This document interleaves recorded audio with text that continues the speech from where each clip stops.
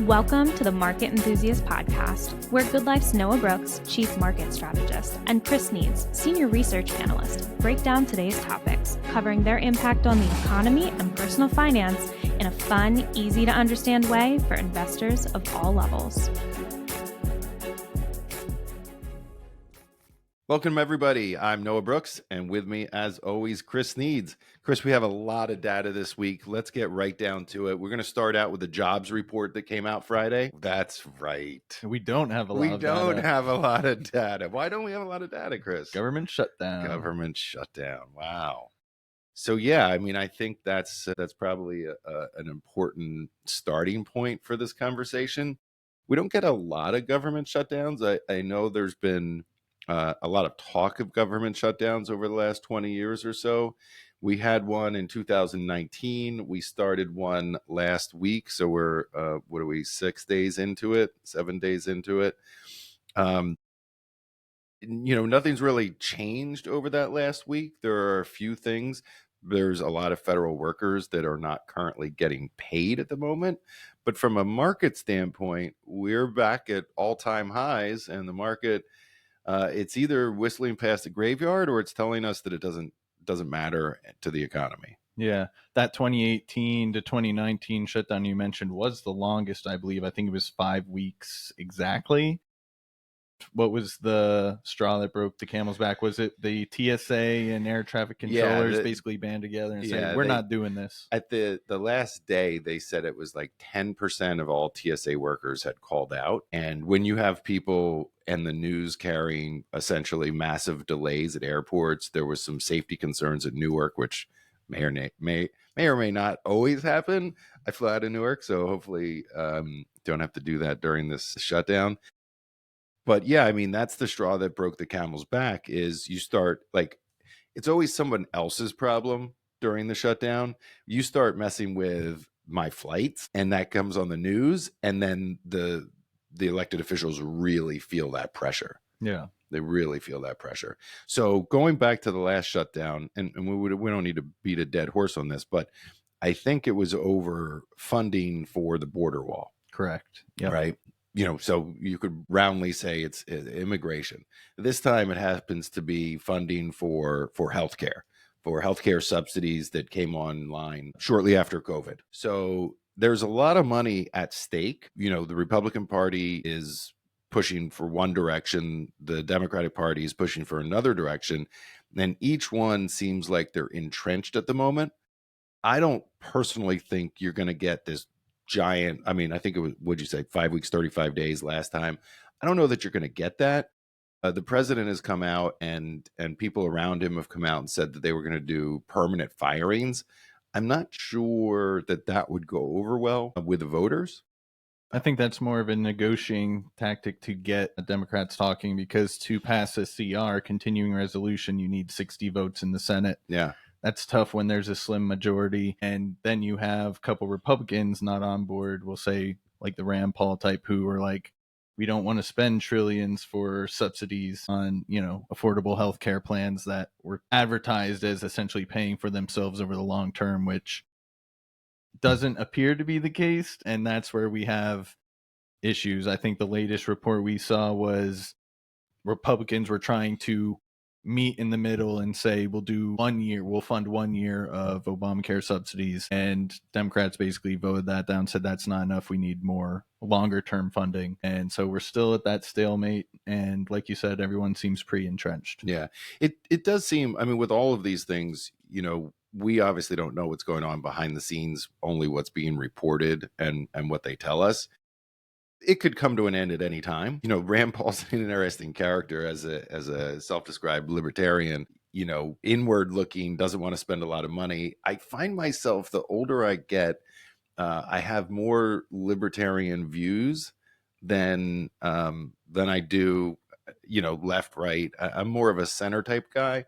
I'm not a giant Rand Paul fan, but at the same time, I think some of the things that he puts out there tend to be more accurate than some of the things.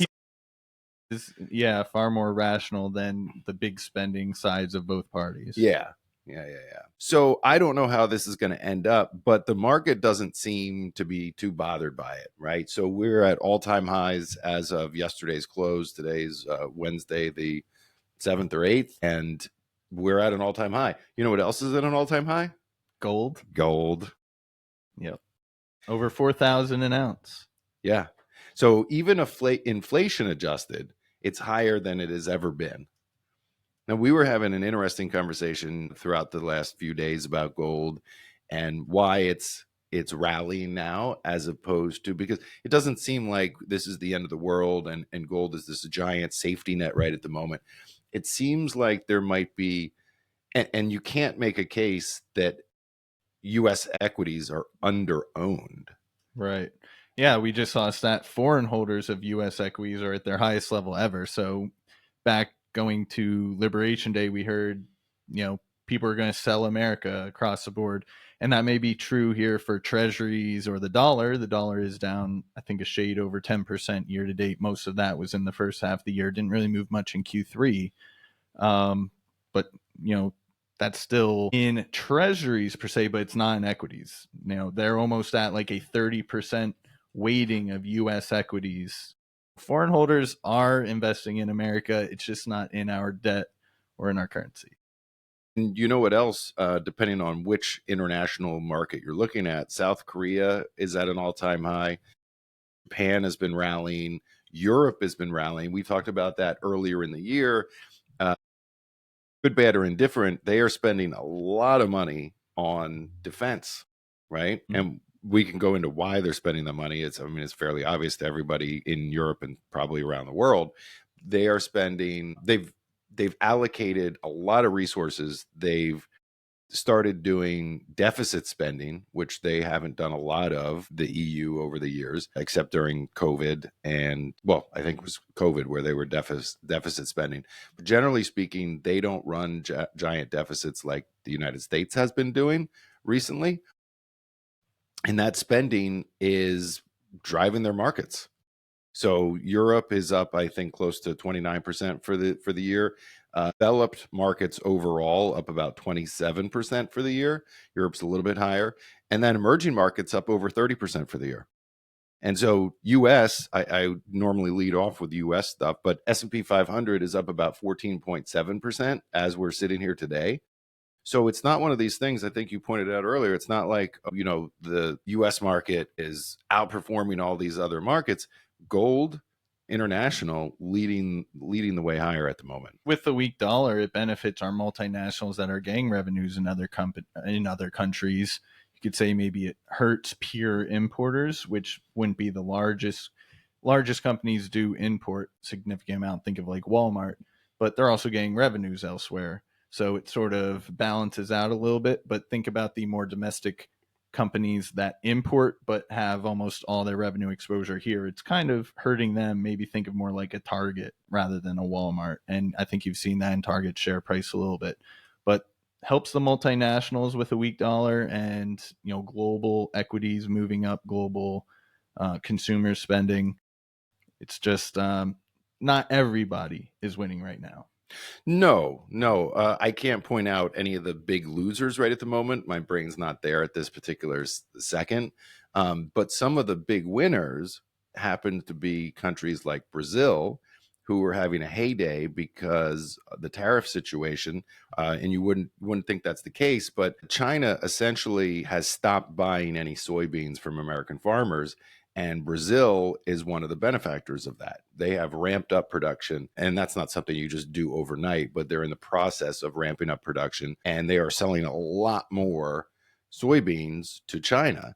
We're in this weird situation where I think we're going to wind up coming out with farm subsidies for soybean farmers and crops. And this is the same situation that happened in 2019 when we had not sanctions on China, when we had tariffs on China and they stopped buying in 19. We're in the same spot again. What happened last time was they used the money from the tariffs to essentially just pay the farmers. Yeah. What I heard specifically with soybeans is we were told 1 to 2 years ago from China, they'll buy basically any amount of soybeans we can produce. So all of our farmers went out there and they planted soybeans. Now, this year specifically, those harvests are ready to be, collected, and China is no longer a buyer. So that artificially is knocking down the price of soybeans here, which affects obviously the world economics, around that in agriculture.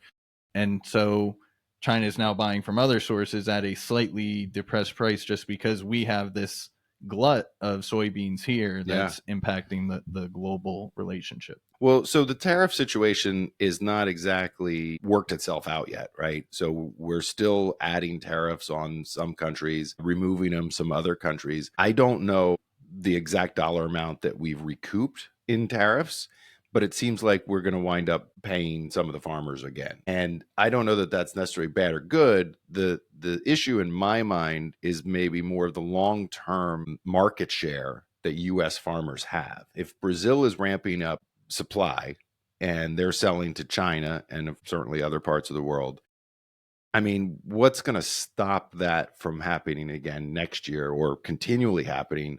And even if China starts buying from the United States, whenever this ends or whenever there's some type of an agreement, they might start buying, but I don't know that they're going to buy the same quantities that they've bought in the past. And that goes to market share.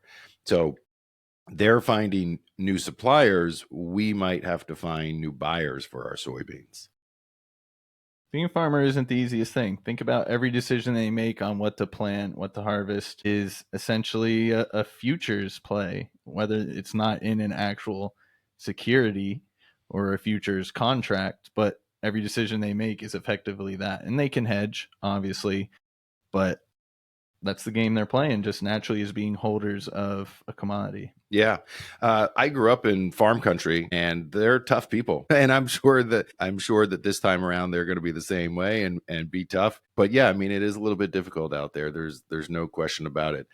I think from a market standpoint, I don't know that the overall market, let's say the stock market, really is worried about that. I mean, the name of the game right now is AI, is artificial intelligence, and companies are doing whatever they can. Whatever is, you have the stats on the OpenAI and AMD situation from earlier this week. OpenAI is throwing so much money around, and right now they don't really have the revenue to pay for all these contracts and deals they're doing. So it's interesting.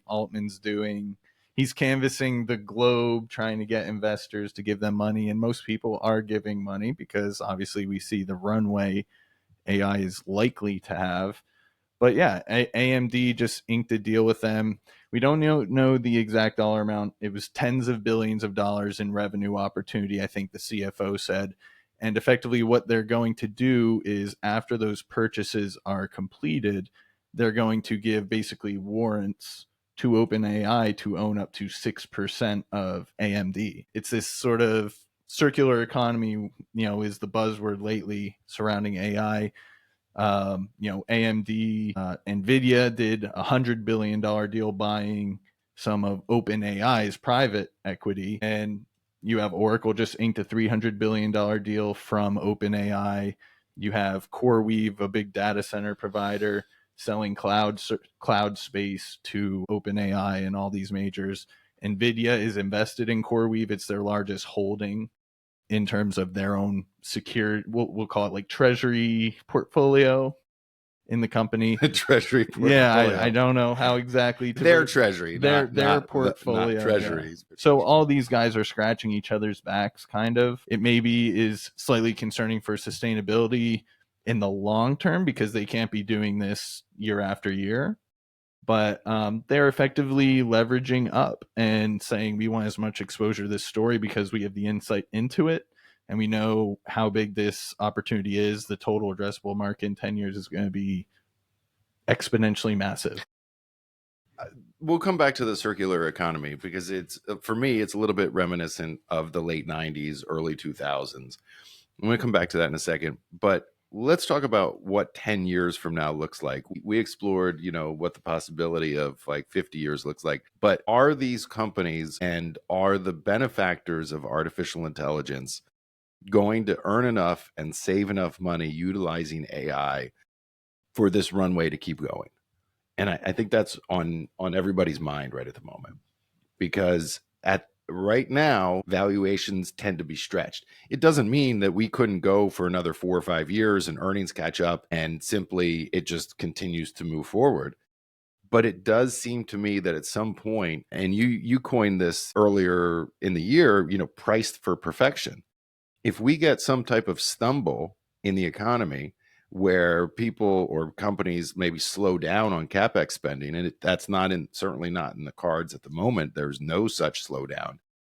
But you can't necessarily continue to climb, at an 80-degree angle straight up on spending. At some point, companies go, okay, well, we've spent enough this year. We have to wait until next year. We have to wait until 18 months from now. That's not happening at the moment. Yeah. I mean, here's how I look at it to that point is OpenAI is apparently using NVIDIA chips strictly for training and building out their algorithm.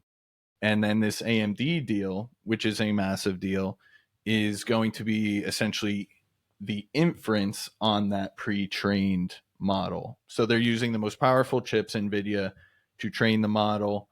And then they're going to use the AMD chips, which are a little bit cheaper, slightly less powerful, to basically do the algorithm calculations, which is us doing an input of a question and getting the output. So I think there's going to be an interesting dichotomy in the future of how much is going to be paid for developing, with top level chips versus inferencing with maybe a little bit lower level chip. The lower level chip guys, the AMDs of the world, now are raising their standards.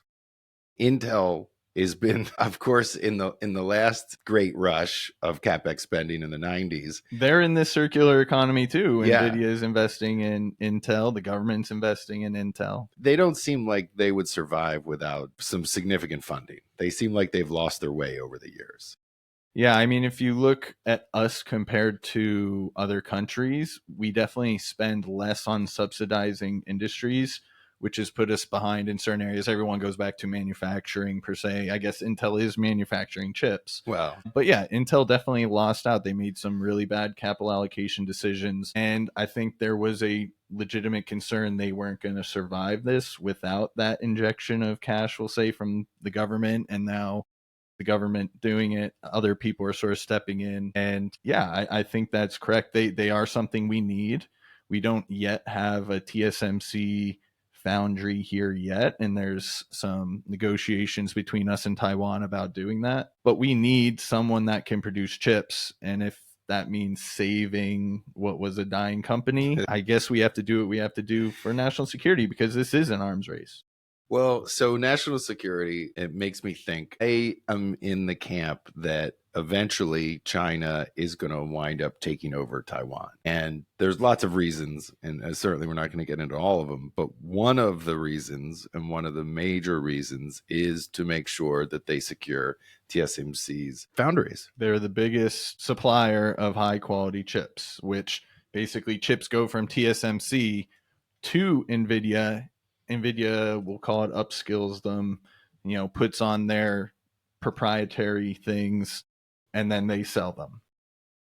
So that is definitely a huge bargaining chip to control TSMC. Yeah, it seems to me that is going to happen. And I bring it up, you mentioned national security, and people throw that around a lot. What do you think happens when they invade? It's not good.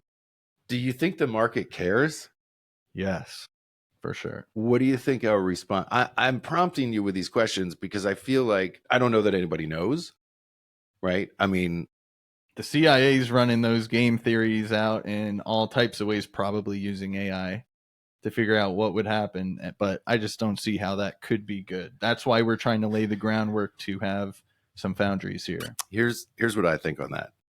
I think they go in, Taiwan gets taken over in a matter of a day, and we don't do anything. Not a darn thing. I don't think that we can commit troops or missiles to a direct confrontation with China. Does TSMC, blow it up? Do they run out of Dodge when they see that writing on the wall? Do they have like a self-destruct button they can hit? Why would they want to do that? I mean, they don't necessarily want to be taken over, but at the same time, they don't want it to come to an end. Yeah. I'm not saying there wouldn't be engineers. They'll have a buyer, but China's not going to pay full price if they take over. Well, they're going to nationalize that. Yeah, no question about it. And that's been the overhang on TSMC, which has done very well, but on the stock is, like you said, in the next 3, 5, 10 years, the writing's on the wall for something like that to happen. So going back to the circular economy, and I'm going to weave this into Taiwan, one of the major competitors to Taiwan Semi back in the day was Applied Materials. And AMAT has not necessarily gotten near the love and the growth that Taiwan Semi has over the years.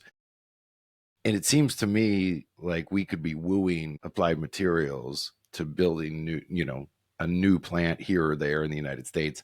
But if we're not prepping for China's takeover of Taiwan, and that's a whole nother conversation, but the fact of the matter is that if they do take over Taiwan and Taiwan Semi, they could shut down. I mean, first off, they're going to wind up having access to NVIDIA's chips one way or the other, either through taking the designs and just saying, hey, we need this stuff, making them do it, or eventually, selling NVIDIA selling chips to China directly as they have been doing. But if they take over Taiwan, I mean, all bets are off in terms of them or us being able to pump the brakes on their technological advancement. And likely, if it comes to that, we're going to sanction them heavily, and they're going to cut us off from all access to TSMC chips. So does that make the chips that are being sold right now that more valuable? All these data centers much more valuable? All right, going back to the 10-year thing, these large language models, I think someone said the genesis of LLMs was ChatGPT coming to the market in 2022. Certainly, they're being utilized in business significantly more than, let's just say, search engines used to be. And everybody's wild about the efficiency that artificial intelligence brings to businesses. Let's weave this to our economy right now and the lack of jobs report. Now, that has nothing to do with what the jobs number is. It seems to me, though, that we are kind of in this stagnant, no hire, no fire situation. We overhired during the days or years after COVID. Businesses needed to make sure that they had the capacity and the people there. And then they've been kind of slowly, I don't want to say pumping the brakes, but not necessarily hiring as much.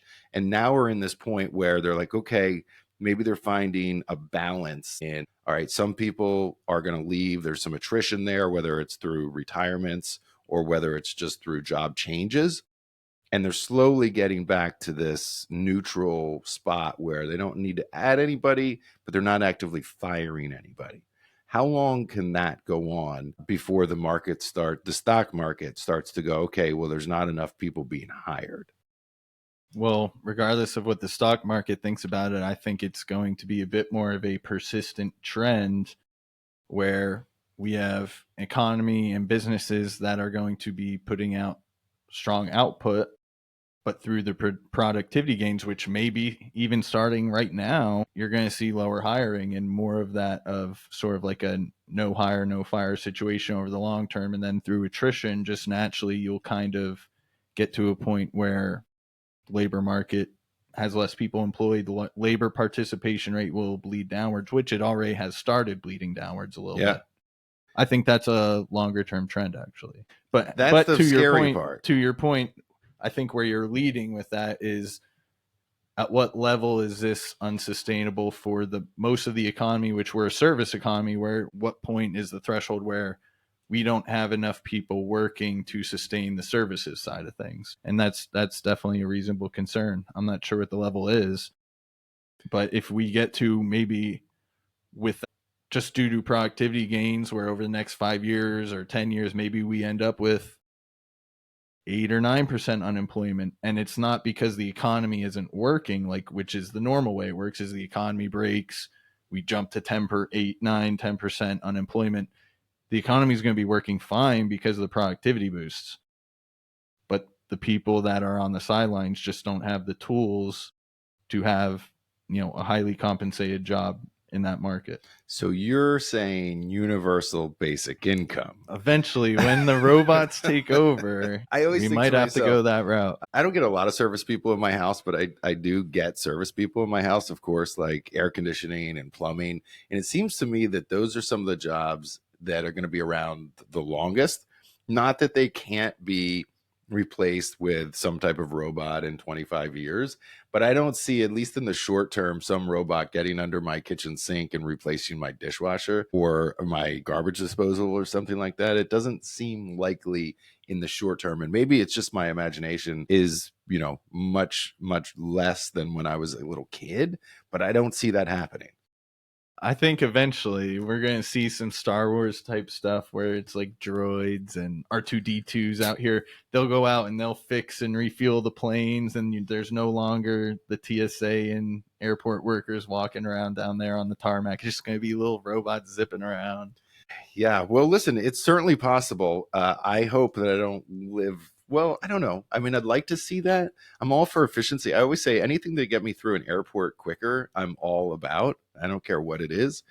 You can replace those gate agents with a robot, and I would be certainly fine with that if it gets me to my plane faster and to my final destination faster. Yeah. I hope it fixes security lines, makes them shorter. Here's the thing about security lines. I personally, I fly a fair bit, and over the last 20 years, I think security has gotten a lot better.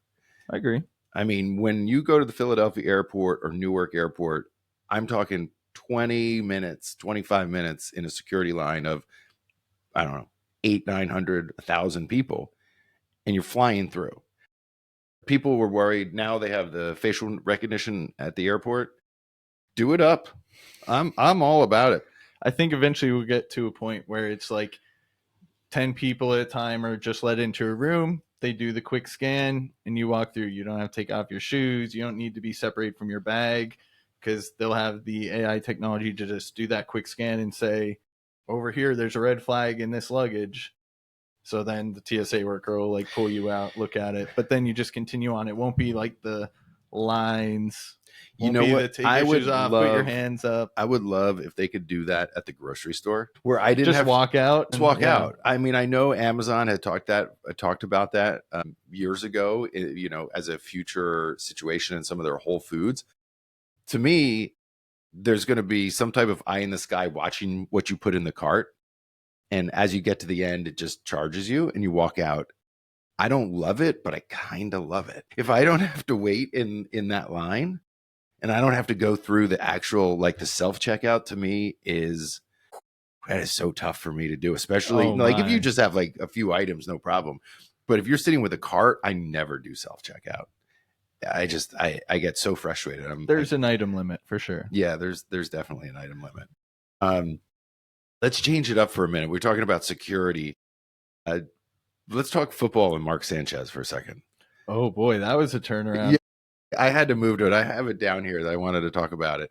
I said to somebody, "Isn't that guy like my age? Isn't he like 50 years old?" And they're like, "No, he's only 36." So he's only 36. I didn't realize that. Right? He seems older, right? Yeah. So I bring this up for a reason, right? Apparently he was at a hotel. He got into some altercation with a delivery driver for the hotel. From what I heard, he was acting like he was almost like an employee. He was like, security. Hey, you can't park there. You can't park there. That's what made me bring it up. That's exactly what made me bring it up. He's trying to be a security guard and winds up getting in an alteration with a truck driver, delivery driver, and apparently, stabbed multiple times. Yeah, he gets stabbed. There's video of him walking away. And I just think to myself, why are you worried about where this guy is delivering? Why are you worried about a truck parked in an alleyway? He was intoxicated. Well, yeah, he was intoxicated, but he just threw away his entire career. Yeah. I mean, there's probably going to jail for a little bit. More than a little bit. Yeah. I mean, yeah, he has. Maybe not even jail. Maybe that's prison. There's a little difference. Prison. Yeah. He's probably going to prison over one little incident. And to me, that's really scary that somebody like that has the capacity to do it, not to get into a fight. I mean, there's lots of fighting out there, but somebody of that stature with that kind of money, with that type of elevated position, why are you concerning yourself with the delivery guy? Yeah. Why do you inject yourself into that? And I think, like, how do I bring that back to the markets, I guess is how I think about it. Everybody's worried about all sorts of things today. And I'm not going to go through the list of what people are worried about. I just think everybody should just relax. Yeah. Right. He was a former Eagles quarterback. Yeah. You got to go to the Eagles game this week. I did go to the Eagles game this week. They did not do so very well. They lost, which, it is what it is. They were 0-4. Now they're 4-1. We were on like a 280-day win streak or something like that. You got to give them one or two. Questionable calls at the end. You know what happened to me at the game, though? This is no joke. I had a nice pair of Cole Haan white sneakers on, like my good ones. You took that to a football game? Well, that's what I was wearing at the tailgate. And at some point, somebody got a hot dog that was loaded up with mustard, and I had a few bites of it, and I put it down, and we're walking out. And I don't know where we are. We might be on the train back home. And I look down, and there's mustard all over the back of my white sneakers. At that point, I wasn't really concerned about it because it was dried. And I figured, oh, whatever, no big deal. I'll get it when I get home. Get home, didn't take care of it. So last night, I'm like, oh, shoot, I want to wear these sneakers again. I got this mustard on it. I tried wiping off the mustard. No avail. It's yellow. The yellow mustard stained the leather on the shoes. I threw it into the washer with bleach and detergent. No go. Didn't work. Ayla tried rubbing the sneakers with like one of those. You should have asked Chat how to fix it. I said to her, well, I could just take mustard and rub it all over the shoe and then make it all yellow. She didn't think that was very funny, but yeah, the game was great. Great time. There's certainly no slowdown in the economy. The parking lots were filled to the brim with tailgaters. The game was at capacity, although they lost. What it is. But I think that's an interesting observation. The economy seems to be doing really well. And I know there's kind of a bifurcation between people, a wealthy subset of people that aren't really worried about things, and then another subset of people that have to worry about inflation at grocery stores and all of that. But when I look around, when I go into the large Target shopping center or the Walmart shopping center here locally, those parking lots are filled. And yeah, you don't know what's happening online. It's just, one person's observation. But you go back to, forget COVID, you go back to 2008, 2009, when we were in the depths of a recession and there was nobody out there. Yeah. And I'm not suggesting that we're in the depths of recession, because obviously we're not. Anecdotally, people are spending a lot of money. We see retail sales continue to go up. There's no red flag there on spending, but yet everybody's concerned about this bubble coming. Yeah. And that's difficult because the facts are saying one thing and everybody's feelings are saying another thing. Yeah. I echo the consumer spending. I was at the Ryder Cup Sunday a couple weeks ago after all the theatrics and fireworks happened with Rory and Shane Lowry. I was there on Sunday, but it was a lot of fun. There were a lot of people. There was not a lot of security getting in, but just walking around, there were like snipers, and there was a lot. You could see them. Yeah. They were saying like top row of, the grandstands and stuff. It was pretty crazy, but fun event. A lot of people spending. Was the president there? Was there? He went on, I think, Friday. He was there earlier. I didn't see anyone famous. I was disappointed. I was hoping Michael Jordan was there. Trump was there on I think Friday or Saturday. I was hoping to run into someone, but Michael Jordan was there. 23. Yes, sir. Okay. Yeah, but I was there for the only good day where the U.S. actually performed well, because we got our butts kicked the first 2 days, and then we made a good comeback. Fell short, but.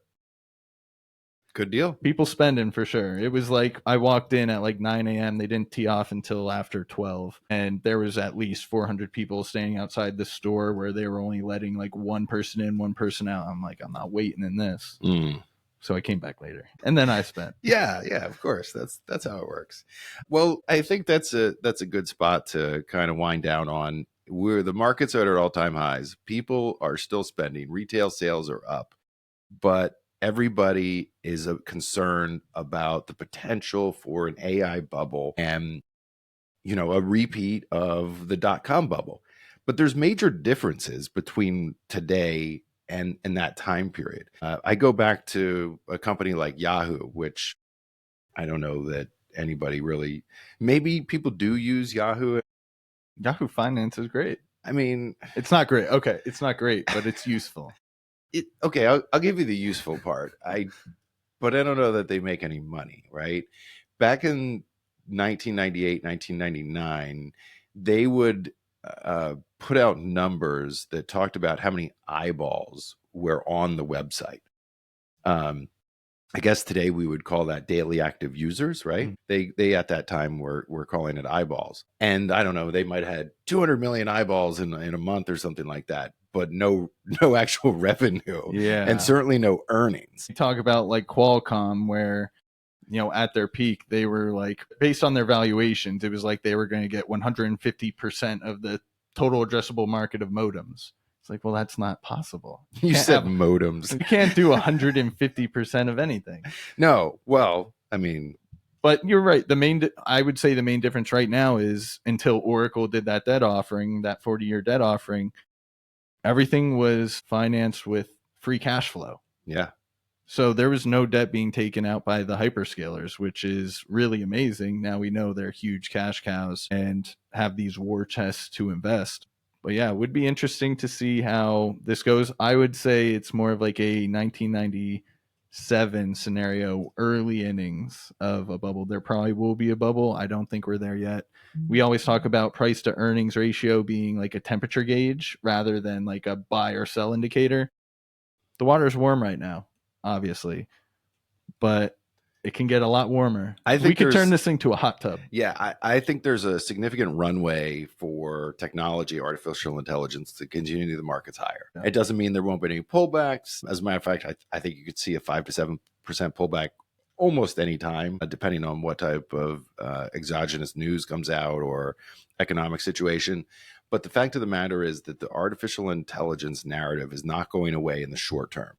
And I don't have the foresight for 5 to 7 years from now, but in the next year to 2 years, the AI narrative is not disappearing. And the expectation really is that you were talking about circular economies. This is going to continue until everybody's tapped out, right? And they can't go anymore. And the risk, and we've heard it from their mouths, the risk is that they underinvest, not that they overinvest. I think Zuckerberg said, if we spend 200 or 300 billion too much in overcapacity for AI, that's better than being 100 billion underinvested. So Apple is the odd man out right now. They're the only one who I think is below 20 billion in CapEx on AI. I just want to mention this just because I think it's interesting. And I had mentioned this to you earlier. If we rally 5% in Q4, the S&P 500 will be higher than every single Wall Street analyst's year-end price target.